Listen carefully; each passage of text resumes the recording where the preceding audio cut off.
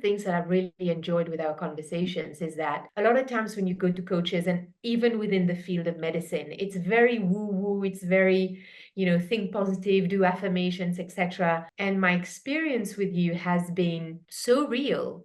Like, feel it all. The real healing happens when you accept what is coming up and you allow it to be for as long as it takes to be and breathed out. I mean, when we started talking a few months ago, I remember our calls and I was like, I'm overwhelmed. I can't deal with this. Why is all of this coming to me? Why am I having nightmares every single day? Because in my mind, there was this preconception that I've done all of this work and it should be all nice and rosy. And although I know that this is not whilst I was in the medicine, this is not what was happening, but there was an expectation that once I get back home, this is what happens. But it was the opposite. And Stefano kept telling me it's the opposite because you're ready. The higher up you want to go, the deeper down you got to go as well. And part of this is your shadow is calling you to be witnessed, to be seen, to be felt. And the more we started leaning into this process, and I remember that, we've been on a journey, although it's been only a few months, but now whenever something comes up that feels unpleasant, I enjoy allowing the unpleasantness to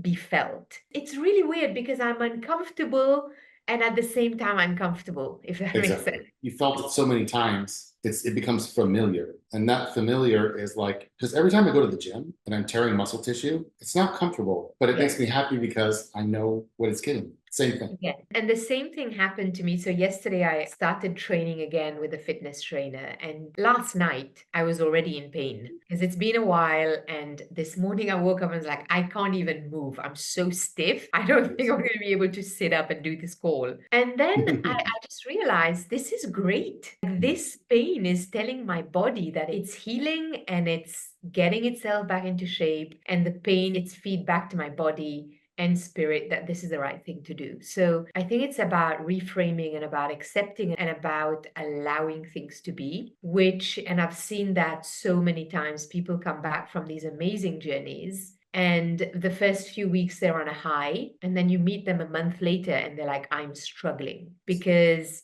the expectation that you're going to continue being on this high is shattered. They get on this dip and all of a sudden it's like, how do I handle this dip? Because the higher up you go, the deeper the dip is as well. And it almost feels like, what's the point of having done all of this medicine and all of this soul searching if I'm finding myself in this deep, dark hole? And if we can only help people to understand that the dip is where some of the most amazing healing takes place. Yes. You just need to learn to be in the dip. Yes. I really think that. That's why I actually focus on a lot of resilience training. For example, holding your breath as long as you can, because you get to that point every single day where, oh my God, am I going to die? Is my heart going to stop? Da, da, da, da, da. And you have to kind of shift your mind to let it pass. Or, doing my weights the way I do them in the gym, oh my God, am I going to hurt myself? Or then the mind's like, hey, you need to give up. And I'm like, no, I'm not going to give up. And then as soon as you connect with source, then you lose the pain. Like you can drop the pain when I do it with workouts. And then also too, like the cold water dips, the freezing water and all that. Anytime you put your body in an uncomfortable situation, it's going to react by the darkness will come out, because you're in a state of like fight or flight. And that's the resilience training that you build, because when you're in a meditation, it's going to be similar. When you're going through this awakening, it's going to be similar. And I just think that it's so hard for all these 8 billion people, or however many people are doing it right now, is because they don't really understand that uncomfortable is really the goal. It's the cheddar. And the only way you can get comfortable with that is you have to expose yourself to it again and again and again. And let's face it, people always try to avoid not feeling well. They always try to run around resistance and, choose the easiest path. But really, the most resistance is the path. Like now it's funny, like when I do the daily chores and everything, generally I get to stuff and you just don't want to do them. Now I'm like, when I start to feel that resistance, I go right to it, because I know I'm going to feel when I get through that. The real medicine is ourselves. We are the enablers. We are the ones that allow any type of medicine, any type of aid to be alchemized in our bodies. Some people take a lot of medicine and nothing happens to them because they're not allowing it. We essentially, in essence, we are the medicine. It is us that is the conduit. We are the channels. You don't need medicine to do the uncomfortable. You can literally just sit in meditation and relax your body, become aware of where there is tensed up energy. It will take you to places which are unexplored for you to feel. Medicines are here to kind of, it's like a booster shot. Obviously, they come with so much wisdom because they come from the earth. They are helping us to connect with a part of ourselves that is already here.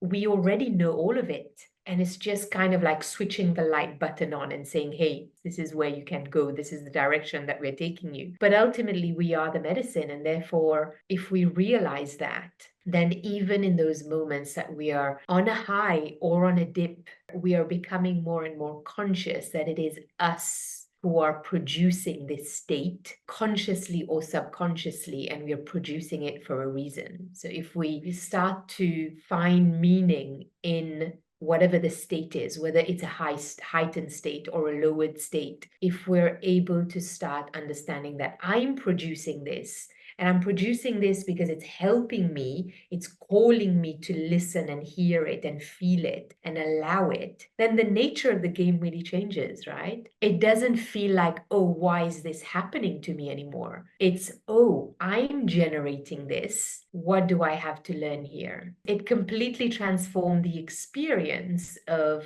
discomfort or those amazing moments of heightened awareness and, those moments where you feel so connected. Because even in the high moments or the low moments, you're always connected. The connection never ceases. The connection is there. Usually you can feel this feeling. You can see this, the character come out, the ego, the subconscious. If you catch it, you're going to be like, hey, I know what that was. But you can start to see it when it's coming out of you. Almost like you're starting to like be that person. The words are coming out to you, defend yourself or whatever. And you can say, hey, I've already tapped into the program. It's running on its own. And you can see it. And then what happens is when you try to back out of it, you kind of have to slow down and kind of like realize what you're in and let it pass. But the energy that is attaching you to that subconscious feeling or behavior or whatever is so strong. It like once it attaches, it's holding on there. And then to let that dissipate, you have to give it all of your attention. That's what people say with love, of course. But sometimes in that moment, it's hard to find love. But you need to just feel it and go, okay, that's right. And it's constantly reminding yourself what it is, because it's so easy to just let it take a greater degree of attachment is the harder it is to like let that pass, pass through. It's so interesting how from 1 minute to the next, we can completely change our state. Just like, wow. So it is all frequency driven.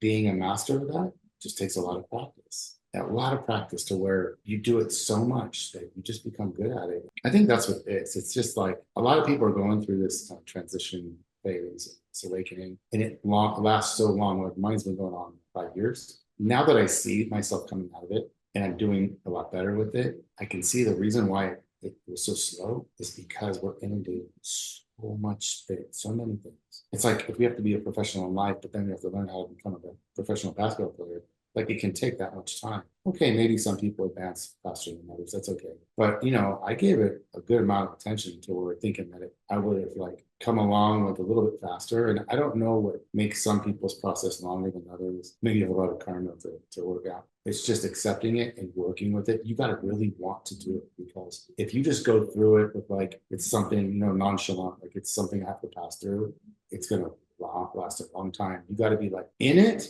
and really want to learn many different ways or perspectives on how to engage with it, work with it, and keep trying until you find your specific way to do it.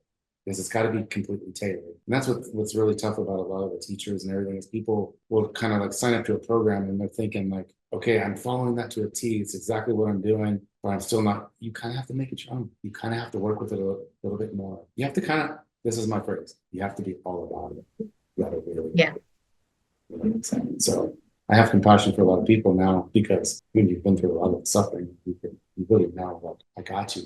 But you also have to like let people know that, hey, you're not working hard. Like, you got to get into it a little bit more. I think sometimes when the whole coaching aspect, like they don't want to turn people off, or they don't want to say something that maybe will make them feel like, oh my God, this is crazy stuff. But I'm the way I am. And with physical fitness, if I tell them they're just not cutting it, like you're gonna have to put more into it than you do. Because then you're just like, people are just like kind of latching on. And if I can see where they're not giving enough attention, if I was to it, I'm gonna let them out. You gotta up the game.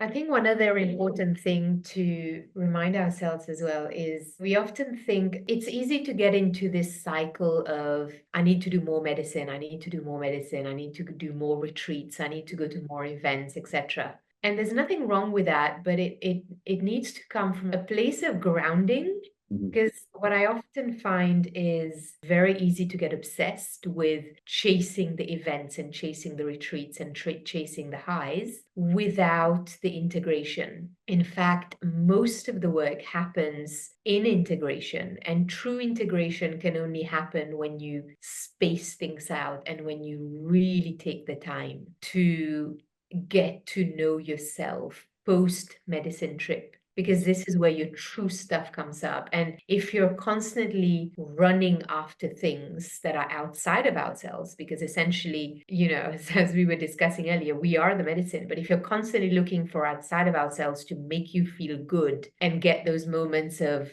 highs, it limits the amount of depth that you can get into, because the real depth is when you actually stop and you're like, okay, there's nothing else for me to go to or do or chase. The only thing that's left for me to do is to sit with myself. I've been like that as well in the beginning of my journey a few years ago. I was always looking for that next moment where I'd feel amazing. And then I realized that no, what really works is sitting with myself and allowing the nothingness to show up.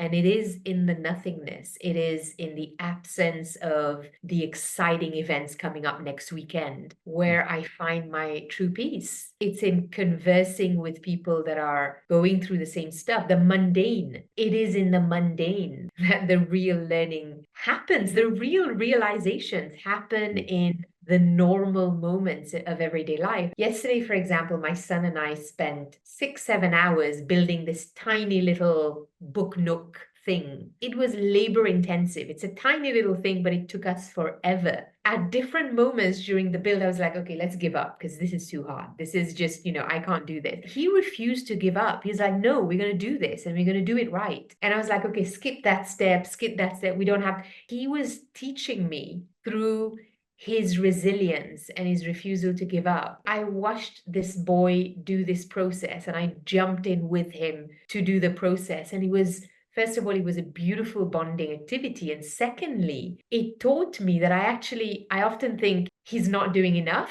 But yesterday, in those 5-6 hours, I was like, wow, I'm impressed with this boy. He didn't give up. And he was huffing and puffing as well in some instances, but he did not give up through the discomfort. These little moments teach us about ourselves in such a beautiful way. What did you learn about yourself when you wanted to Well, first of all, I realized that what looks like a mountain, if you think about it like this mountain to climb, it's going to be hard. But if you just take it a step at a time and you just do the step that's right in front of you and find pleasure and a sense of achievement in each of those steps, first of all, your amount of pleasure like shoots up the roof because every step becomes a little win. And then secondly, you start seeing your work building together.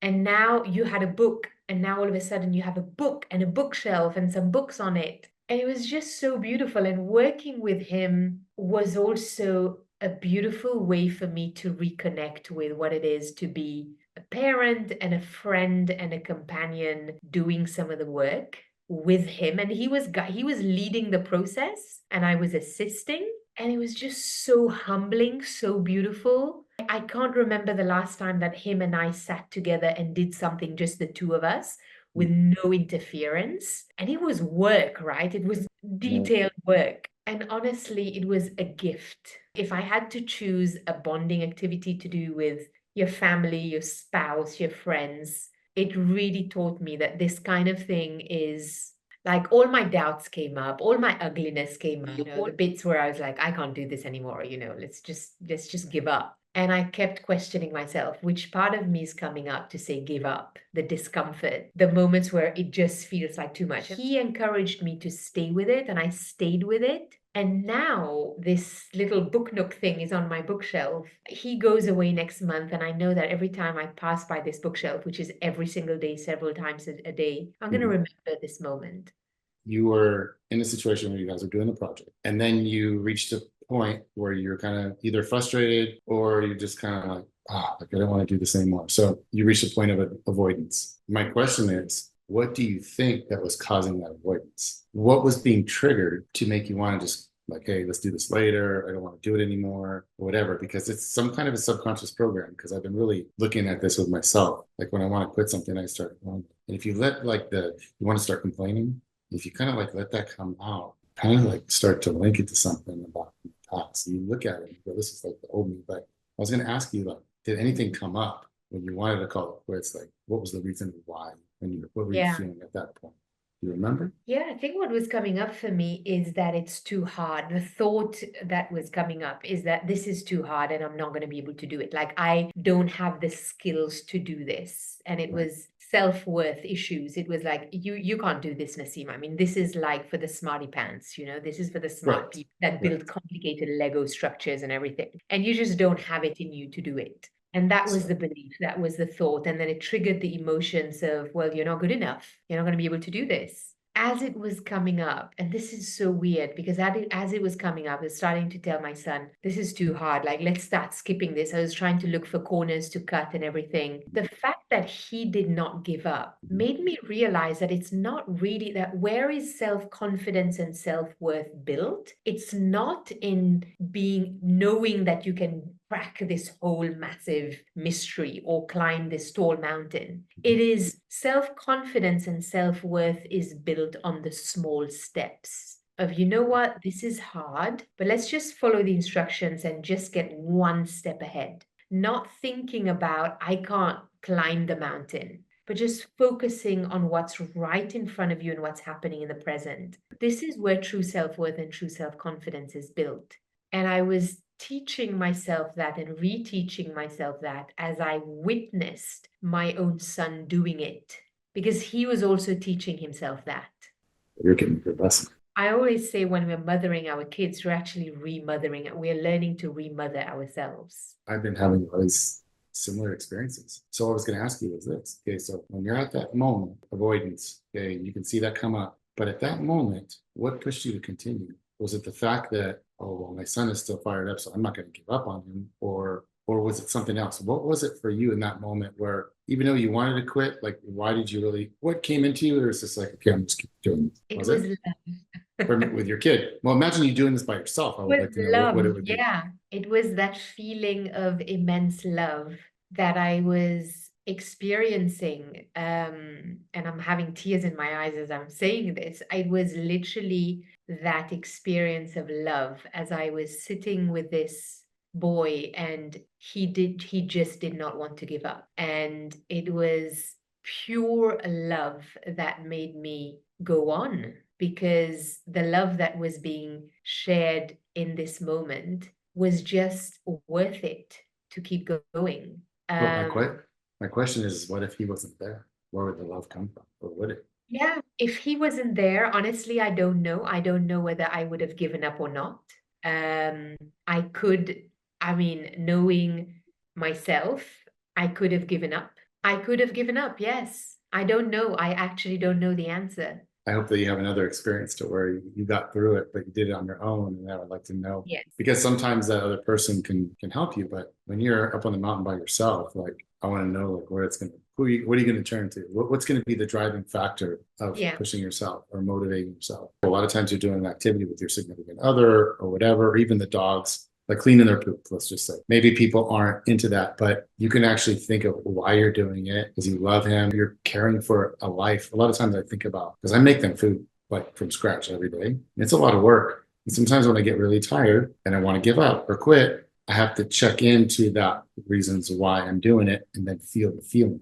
Not just say it. As soon as I feel the feeling, I get the emotion, I get the chemical cocktail, and then I'll get through it. Then I Yeah. tap into the love. But sometimes if we're not doing it for another person, sometimes it's hard for us to connect that love for ourselves. Yeah. Because that's why it's so difficult for us in doing this work now is like the self-love, right? We've been programmed not to love ourselves. We've been so programmed to judge ourselves. I'm just remembering now moments where I was on that mountain and climbing, and it's hard and I'm exhausted. And I'm being asked, like, Stefan is like, okay, do you want to stop or you can wait for us here? I'm like, no, man, I'm not. I'm gonna do this. Like, whatever it takes, I'm doing this. And it's painful and it's so amazing at the same time because you're showing up for yourself. And then you're looking back and you're looking back at how many steps you've climbed on that mountain, and you're realizing you're on top of the mountain and you did it and you're crazy. I mean, who does that? And you're literally on the edge of the mountain and you're still doing it. And like your brain is half telling you, your logical brain is telling you, are you absolutely out of your freaking mind? Yeah. And your Remember that. heart is telling you, oh my God, we're not going to stop Yeah. because there's so much love there. There is so much of magic in experiencing and giving yourself permission to experience that moment. Maybe sometimes we underestimate ourselves. Maybe sometimes we think, like my answer, this question that you just asked me, if you were alone, would you have given up? Maybe I would have given up, and maybe I wouldn't have. I don't know. I've had so many experiences where I didn't give up. Mhm. And then I look back and I'm like, dang, man, I'm so glad I didn't give up. And then there are times when I did give up as well. And I'm like, I wish I didn't. And it's a process. It's a process of learning about yourself. What I used to use when I was in competition bodybuilding. And I want to see, like, especially if I use this example and people can relate and go, wow, maybe I can use this for my spiritual growth or whatever. Because, in bodybuilding or in training, physical training, you have the muscles, muscle strength. I talked to you before about spiritual strength, and you can feel that weakness or strength when you pass through it. Same thing in the gym. What I used to do is I used to talk to myself before. I always did pre-work before I even got to the gym, because you have to be ready when that time does come up. What is your ammunition? So my thing was like, I was competing for like first place, right? When I wanted to quit, so let's say you're doing like 10 repetitions. And then I used to get there. Let's say you almost feel like you're going to die in 10. That was a fourth place. So I'm going to do 2 more reps if I want third place. Now it's getting low. Okay, I'm going to do 2 more reps if I want second place. Now I want to be about to puke to really get to the point where I'm going to go all out. And you have to be you have to die on the table. You have to leave it all. Sometimes I do it, sometimes I wouldn't. But going through that rehearsal, and then because when you're in the tough stuff, it's got to be right there for you. Because if it's not, you'll give up. Yeah. So that's why I believe that it's always important that when you set your intention. You set your intention, so you go into your spiritual or body or whatever. But also, like, you pass another 30 seconds, you get this, and then another minute, you get that. You kind of have to understand why you're doing it on a deep level. And then you're rewarding yourself at the same time, because it's like, oh, wow, I got second place. So then if you didn't quite push yourself, like you didn't leave it all on the table, because you bailed out at second or third and second and third. But it actually, you create a game there. So what I realized is you can use the same game in the spiritual work. You just have to like change the story, right? But you can use a similar type of thing. And I think that going into this work, a lot of people don't think about these little extra things. And I think it's very important to kind of tie yourself to a meaningful way to get through the work, to get on with it. In fact, that resilience that you talk about is probably, we talk about integration work. This is the integration work. The integration work is the resilience building. And you got to be able to die, literally and figuratively, in your resilience building to know whether you've got the muscles on standby. It is exactly the same principle. It's very physical, and to push past your mental abilities too, to think longer or be more focused, gets you weak. You expend energy and it becomes physical. No matter if you're doing spiritual work or mental work, you feel it physically. This is a very physical work. I really want to tell everybody to really push yourself, but kind of be aligned with some positive stuff.